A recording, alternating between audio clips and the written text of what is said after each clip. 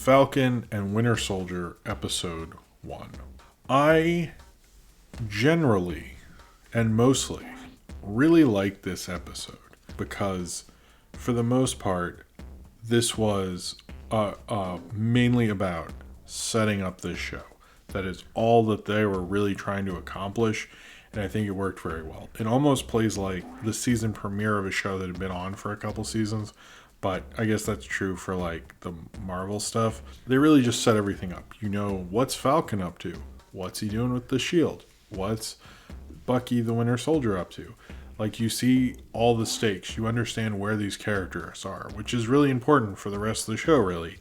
You get like what happened with the shield. You see what Sam's dealing with his family. You see the Winter Soldier in therapy dealing with the idea of he was like this assassin for all these years and stuff. That plot line, I've heard people, by the way, and this is really, really spoilery, did not see the kind of sting to that whole story with the Winter Soldier. Because I've talked to people who didn't notice when he looked into the... Again, stop watching. If you want to spoil it, just mute it right now. Did not see that was his son in there. Like, did not know it. Because at first you don't know, and I like that it builds in a way where like, oh, he's going to avenge him. However, I will say this, though. There is an interesting thing I realized about this, is his son didn't like just die, or like die within a year or something. Like, he's not been the Winter Soldier for a little bit. He was in Wakanda, then, the snap happened.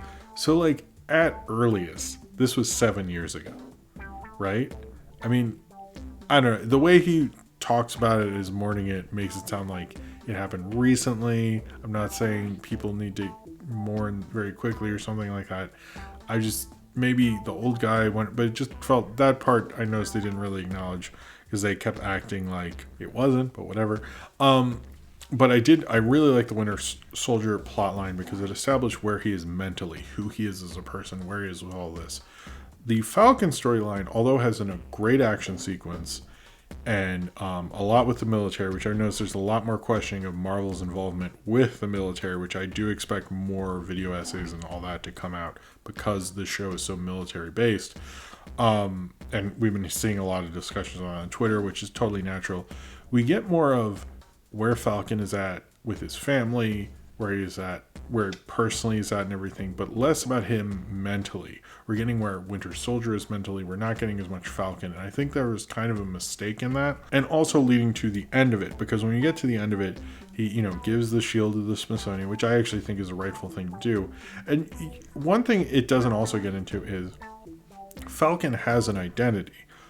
Does he still want to be Falcon, or does he just want to give that up and become something else? Even though that's a great honor, do you just want to give up your identity to become Captain America? Maybe he doesn't.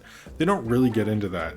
And I sort of wish they had done similar to what, because when you get to the end, you see the U.S. agent thing, right? I think the thing with the U.S. agent thing is that if you had a thing like in Judas and the Black Messiah, where you have, and this is obviously not the same as Judas and the Black Messiah, but structurally, what I am going to bring up is, you have Lakeith Stanfield, Daniel Kaluuya, and you have Jesse Plemons and the FBI. And I wish there had been a thing with them saying, like, we want you to take on Captain America, and he's reluctant, and he gives the shield up to the government, and there's more of a discussion. You could have Rhodes in that or something like that.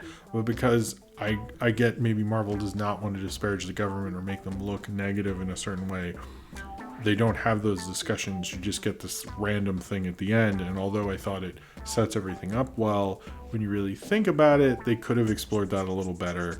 I think in generally, I actually really like the episode. I like how clear the writing is. This is so different from WandaVision, and I think in a very good way. I liked Wyatt Russell. Thank you, Austin.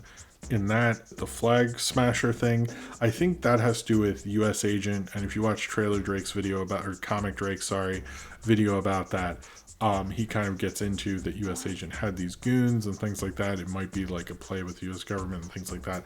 I'm curious what they're going to do with that plot line, but watch the Comic Drake video. I think it's my most recent one about U.S. agent. He explains that thoroughly. I think that's what they're doing, but I'm not sure.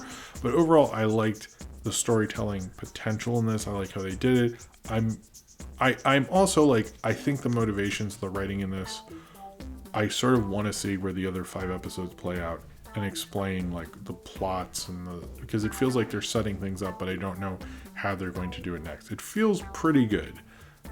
I do have questions about that and everything, but I like the start of this a lot more, and I was much more into it immediately and drawn in. And this feels a little more economical, a little more straightforward narratively, which I think Marvel works best at.